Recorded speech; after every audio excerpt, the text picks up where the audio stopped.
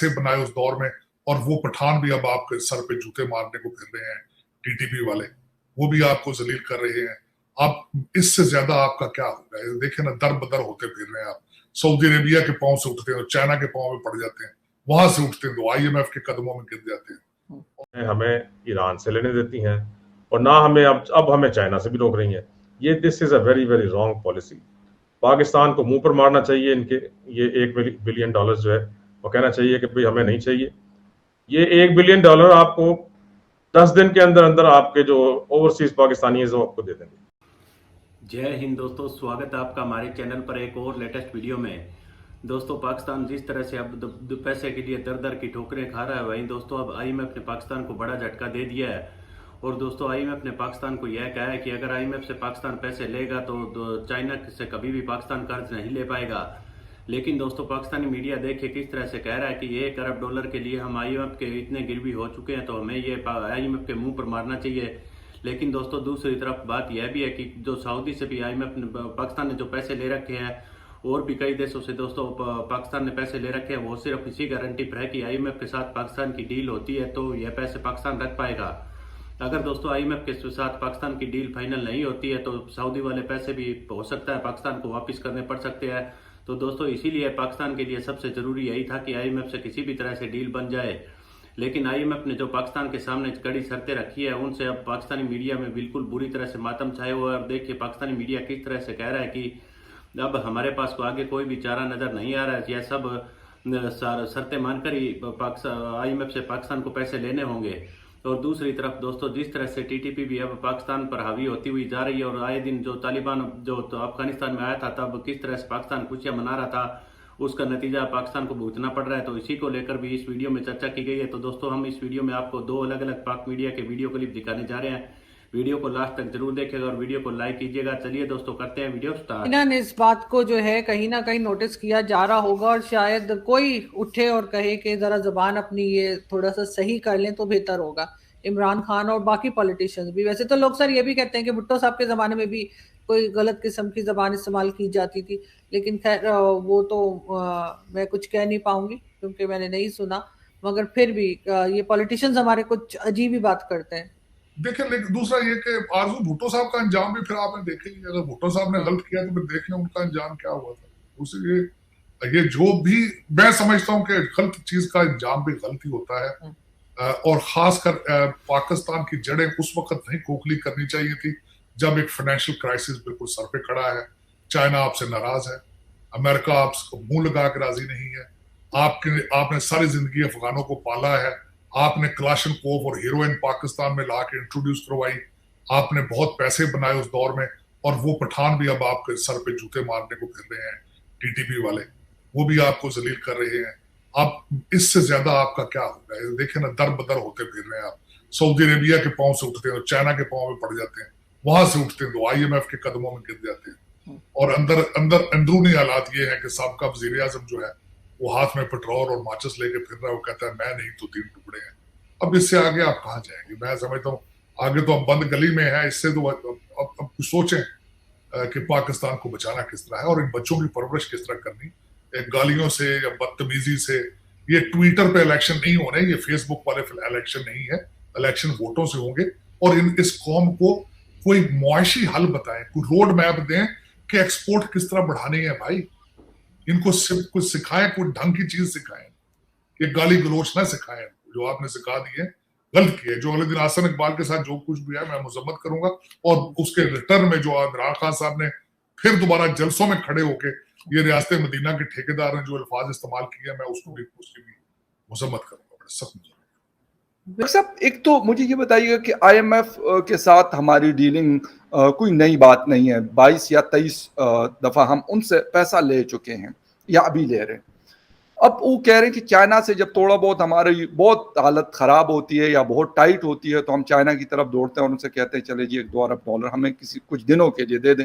वो हमें चले दे देते हैं, मांग तांग के हम ले आते हैं। अब वो कह रहे हैं कि आप मजीद कर्जा नहीं लेंगे चाइना से।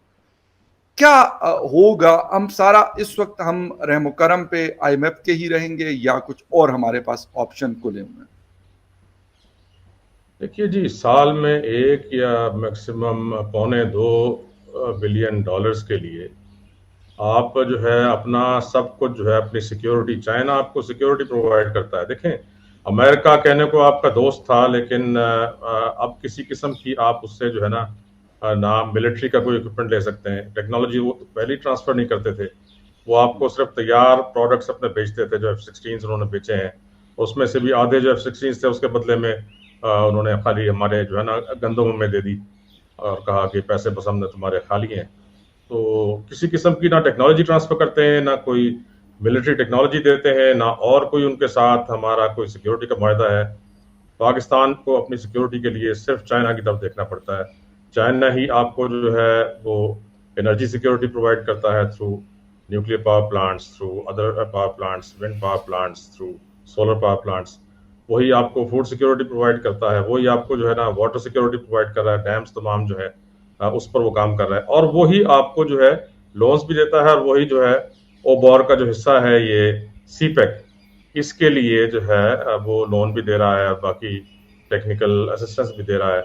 और आपकी तमाम जो मिलिट्री टेक्नोलॉजी है अब वो आपको चाइना के जरिए आती है। तो ऐसे मुल्क को आप जो है अगर ये कह दें कि भाई उससे आपने कोई लोन नहीं लेना, तो और हमने सिर्फ आपको 1 या 2 बिलियन डॉलर देना है साल का। देखिए, 1-2 बिलियन डॉलर इज पीनट्स। इसके लिए आप अपनी पूरे मुल्क की सिक्योरिटी अब सब कुछ अपना बेच के और अपने जो देरीना आपका दोस्त है उसको आप नाराज कर दें, जो आपका नेबर भी है, और आप जो है दूसरी यूरोप अमेरिका की तरफ देखना शुरू कर दें, जो आपको किसी खाते में नहीं लाते। During the cold war Pakistan जो है वो अमेरिका का एलाय था, अमेरिका के साथ रहा, और इंडिया जो है वो सोवियत यूनियन का साथी था। जैसे ही कोल्ड वॉर खत्म होती है तो पाकिस्तान को भूल जाते हैं। पाकिस्तान ने ही इनको सारी हेल्प दी, जिसके जरिए सोवियत यूनियन जो है डिसइंटीग्रेट किया गया। उसकी डिसइंटीग्रेशन से सबसे बड़ा नुकसान मुसलमानों का हुआ कि एक सुपर पावर रह गई दुनिया में, अमेरिका, और वो जिस तरह मर्जी चाहते थे वो मुसलमानों को मारते थे। उन्होंने मुसलमानों का कत्लेआम किया इराक में, फिर अफगानिस्तान में, वगैरह वगैरह, शाम में फिर करते हैं। ये ऐसा सब कुछ क्यों हुआ कि पाकिस्तान ने हेल्प की अमेरिकन की सोवियत यूनियन की डिसइंटीग्रेशन में। अब हमें वो ये चाहते हैं कि हम बिल्कुल आइसोलेट हो जाएं। अगर हम चाइना को भी छोड़ दें तो मुझे आप बताइए कि इधर से पाबंदियां आपने लगाई हुई हैं कि आप ईरान से तेल नहीं खरीद सकते, ईरान से गैस नहीं खरीद सकते। ईरान आपका हमसाया है, वहां से पाइपलाइन के जरिए हमें बहुत सस्ता तेल मिल सकता है, वहां से पाइपलाइन के जरिए आपको बहुत सस्ती गैस मिल सकती है। गैस आपके मुल्क में खत्म हो रही है। आप किधर कतर से मंगाते थे, और वो भी अब 10 गुना महंगी हो चुकी है LNG, जो कि जहाजों पर आती थी, जिसका कोई तुक ही नहीं बनती। पाकिस्तान अफोर्ड नहीं कर सकता LNG, ना पाकिस्तान इम्पोर्टेड कोल अफोर्ड कर सकता है, ना पाकिस्तान इम्पोर्टेड ऑयल अफोर्ड कर सकता है। तो ना जो है वेस्टर्न पावर्स जो हैं हमें ईरान से लेने देती हैं, और ना हमें अब हमें चाइना से भी रोक रही हैं। ये this is a very very wrong policy. Pakistan को मुंह पर मारना चाहिए इनके, ये 1 बिलियन डॉलर जो है वो कहना चाहिए कि भाई हमें नहीं चाहिए। ये 1 बिलियन डॉलर आपको 10 दिन के अंदर अंदर आपके जो ओवरसीज पाकिस्तानी है वो आपको दे देंगे। हर साल वो आपको 32 बिलियन डॉलर्स देते हैं। उसके अलावा आपकी 32 बिलियन डॉलर्स की एक्सपोर्ट्स हैं। आप जो है गैस सस्ती लें, उसके अलावा आप चलो ईरान को भी आप छोड़ दो, आप ऑल्टरनेटिव गैस की तरफ आओ जो कि बहुत ज्यादा पाकिस्तान में पैदा हो सकती है। आप ऑल्टरनेटिव इलेक्ट्रिसिटी की तरफ आओ, आप ऑल्टरनेटिव टू पेट्रोल की तरफ आओ, ऑल्टरनेटिव टू डीजल की तरफ आओ। जिस तरह मैंने अपने पिछले प्रोग्राम में कहा था, ये सारी टेक्नोलॉजीज हम बाहर से जो हमारा बिल्कुल सही वो हम आपको देते हैं। नहीं सर, एक चीज आपने कहा कि IMF से ये पैसे ना लें, लेकिन हुकूमत ये कह रही है कि भाई इस वक्त मसला ये कि अगर IMF हमें पैसा देता है, ये 1 अरब या 2 अरब की बात नहीं है, क्योंकि दुनिया ट्रस्ट तब करती है कि IMF ने अगर पैसे दिए हुए हैं तो इसका मतलब है कि इनके ऊपर ट्रस्ट किया जा सकता है। हमारे ऊपर कोई यकीन नहीं करता, वो चाइना हो, वो कतर हो, सऊदी अरेबिया हो, या कोई दुनिया का दूसरा मुल्क हो। सर ये भी तो एक इशू है, इसका सोल्यूशन क्या है? असल प्रॉब्लम तो ये है। देखिए, दुनिया तो उस वक्त ट्रस्ट करेगी ना अगर आपके खजाने में फॉरेन एक्सचेंज मौजूद है, आपके कर्जे उतारने के लिए, आप कर्जों की किस्त देने के लिए, आपकी एक्सपोर्ट्स के लिए, आपकी इंपोर्ट्स के लिए आपके पास पैसा मौजूद है। अगर आपका खजाना खाली है तो चाहे IMF आपके साथ हो या कोई और आपके साथ हो, दुनिया तो आप पे ट्रस्ट नहीं करेगी। तो इसलिए पहली चीज ये है कि आप जो बेकार किस्म की इंपोर्ट्स करते हैं सबको बंद कर दें। जब तक एक इकोनॉमिक इमरजेंसी लगाएं मुल्क में, आप जो गैर जरूरी इंपोर्ट्स हैं उनको सबको बंद कर दें, अपनी एक्सपोर्ट्स को बढ़ाएं, और आप ये इस तरह की शराइत अगर मानेंगे, देखें सीपैक इस वक्त आपकी जरूरत है, उससे आपके हजारों नहीं लाखों जॉब्स क्रिएट होंगी, उससे आपको बहुत ज्यादा ज़र मुबादला मिलेगा, उससे उस रूट के जरिए आपको जो है और बहुत सारे फायदे होंगे। फिर उस सीपैक के ऊपर 9 स्पेशल इकोनॉमिक जोन्स बन रहे हैं, जिसमें से 3 तैयार हो चुके हैं, जहां पर बहुत ज्यादा इंडस्ट्री आएगी, बाहर से इंडस्ट्री आएगी, और वहां जो सामान बनेगा ज्यादातर एक्सपोर्ट होगा, तो आपको उसका टैक्स मिलेगा। तो और फिर मैंने जिस तरह कहा कि आपका फौज का सारा टेक्नोलॉजी का दारोमदार चाइना पर है, आपकी जितनी भी और इंडस्ट्री है उसका सारा दारोमदार, रॉ मटेरियल भी वहां से आता है, फिनिश प्रोडक्ट्स भी वहां से आते हैं, और जो है प्लांट्स भी वहां से आते हैं, जो आपकी फैक्ट्रीज में लगते हैं। हर चीज आपकी जो है सिविल और मिलिट्री में जितनी भी तो दोस्तों आपने देखा होगा किस तरह से अब पाकिस्तान को लग रहा है कि जिस तरह आईएमएफ के साथ पाकिस्तान की कोई भी डील नहीं बन पाती है, तो जो सऊदी ने भी पैसे दिए थे वह पैसे भी अब पाकिस्तान को वापस करने पड़ सकते हैं, क्योंकि दोस्तों जिन और देशों से पाकिस्तान ने पैसे लिए हैं उन सब की गारंटी आईएमएफ पर टिकी हुई थी कि पाकिस्तान की डील आईएमएफ के साथ होती है तो ही यह पैसे पाकिस्तान रख पाएगा। लेकिन दोस्तों अब आईएमएफ के साथ जिस तरह किसी भी तरह की कोई डील बनती हुई नजर नहीं आ रही है, तो यह दोस्तों आने वाले समय में पाकिस्तान के लिए एक काफ़ी बड़ा झटका होगा। तो दोस्तों इसके बाद पाकिस्तान किस तरह डील करता है, इस पर हम आने वाले लेटेस्ट वीडियो में आपके लिए लेटेस्ट वीडियो लेकर आते रहेंगे इस सब को लेकर।